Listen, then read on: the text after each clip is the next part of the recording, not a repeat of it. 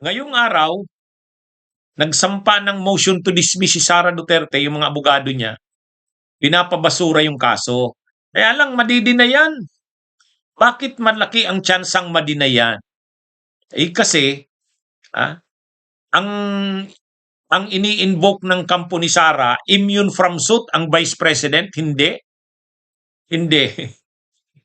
Ang tanging official ng bansa sa ilalim ng ating saligang batas na nag-i-enjoy ng immunity from suit ay ang presidente. Ha? Presidente lang, mga kabunyog. Kahit nga mga justices ng Korte Suprema, kahit pa Chief Justice, hindi yan immune from suit.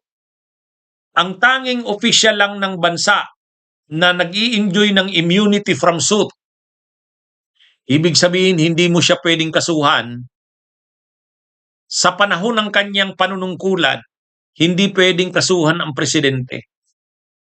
Ang ibang officials, Vice President, mga senador, mga kongresista, mga justices ng Korte Suprema, lahat po yan pwedeng kasuhan. Ha? Pwedeng ikaso. Kriminal, civil, pwedeng kasuhan. Ang presidente lang ang hindi. Bakit ang president lang ang nag-i-enjoy ng immunity from suit? Ay nakakahiya kung ang presidente ng bansa kakasuhan mo. Kumbaga, head of state yan. Head of state. Pangalawa, maaabala ang trabaho ng presidente. Kasi kung ang presidente pwede mo siyang ikaso, kahit sino na lang magsasampa ng kaso dyan sa mga korte. Oh, 'di ba mga kabunyog, yan yung dahilan bakit ang presidente hindi pwedeng kasuhan. Ha?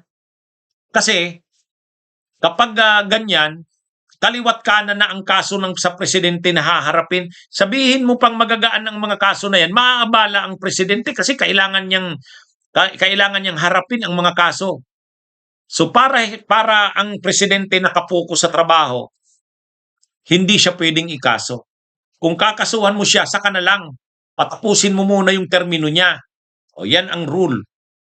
Pero kung gusto mong tanggalan ng presidente, gusto mo siyang patalsikin sa pwesto dahil sa betrayal of public trust o kung anuman, i-impeach mo. I-impeach mo. Pero dadaan yan sa Kamara, tapos itatrial sa Senado. Yan yung sa presidente.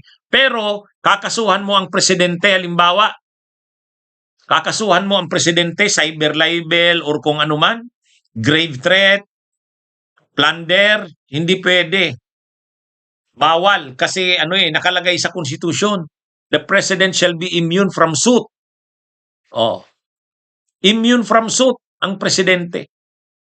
Pangalawa na dahilan bakit hindi pwedeng kasuhan ng presidente, nakakahiya. Pag kinasuhan mo ang presidente, laman ng mga balita yan. Ay paano kung kaliwat kanan na lang ang kaso sa presidente? Pero tanging ang presidente lang ang nag-i-enjoy ng ganyan. Ang vice president ba immune din from suit? Hindi. Hindi immune from suit ang vice president. Hindi naman, papalit lang naman siya sa presidente. Ha? Ano yung concept ng immunity from suit? Ang unang dahilan, para hindi maabala sa trabaho. O ang vice presidente, hindi naman abala yan sa trabaho. Ha? Ang vice presidente, hindi naman yan. Ang presidente ang napakaabala sa trabaho. So kung kakasuhan mo ang presidente, kahit sino na lang pwedeng magsampa ng kaso, kahit anong kaso na lang pwede, maaabala ang presidente sa trabaho niya. So dalawa po ang pinakadahilan. Bakit immune ang president from suit? Nakakahiya sa dignidad ng presidente, nakakababa ng dignidad pag kinakasuhan siya. Pangalawa, maaabala ang trabaho ng presidente kung kaliwat kanan pwede siyang kasuhan. Kaya nakalagay sa konstitusyon, the president shall be immune from suit. Immune. Pwede siyang kasuhan pagkatapos na ng termino niya. Tulad ni Erap. Nag-resign si Erap, napatalsik sa pwesto, nag-resign. Pagkatapos niya, saka siya kinasuhan. Nakasuhan siya ng plunder. Na-convict siya sa plunder. Kaya lang pinardon ni Gloria.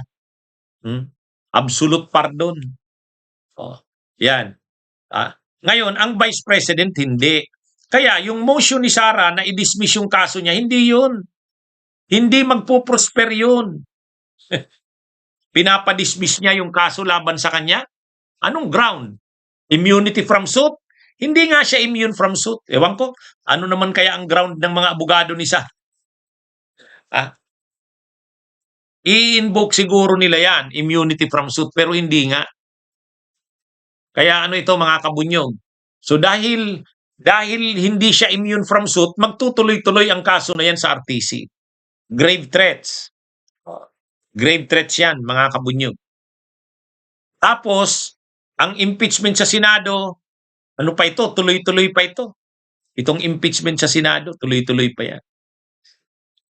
Sa impeachment trial, lumabas dyan, pinag-iisipan na ng COA na isailalim sa fraud audit si Sara. Ang OBP at ang DepEd, yung confidential funds. Isasailalim sa fraud audit. Yan mga kabunyog. Mabigat yung fraud audit kasi ang titingnan dyan kung yung bang mga liquidation, yung mga pangalan na ginamit doon, totoo ba yun o hindi? Wala naman yatang Mary Grace Piatos, gawa-gawa lang yun. Saka yung mga sinasabing pinaggamitan ng confidential funds, gawa-gawa din lang yun. Fraud yun. Fraud. Pandaraya, pambubudol, scam. Kaya mga kabunyog, yung COA, dati kasi ang ginawa lang ng COA, compliance audit. Hindi nga, sabi ni Senador Ma'am Aquino, dapat ginawa nyo fraud audit. Sabi ng COA auditor, pag-aaralan nila. So pag gumulong yung fraud audit na yan, mabigat yan. So titingnan natin, RTC, grave threat, tapos sa COA, fraud audit, tapos sa Senado, tuloy-tuloy ang impeachment. Yan. Kumbaga, kaliwat kanan ang kakaharaping kaso ni Sara Duterte. Kaliwat kanan ang kakaharaping kaso. Ngayon, dahil nasimulan na dito sa sa grave threat, gugulong na rin sa ombudsman yung plunder. May kaso ng plunder si Sara sa ombudsman, sinampa ni dating Senador Sani Trillanes, gugulong na rin yan. Makonvict man si Sara o hindi sa impeachment, makonvict man siya dyan o hindi, gugulong tong mga kaso na to. Parallel ito hindi naman ibig sabihin tatapusin muna yung impeachment sa gugulong ang mga, hindi naman po requirement yan. Ang impeachment, sui generis yan.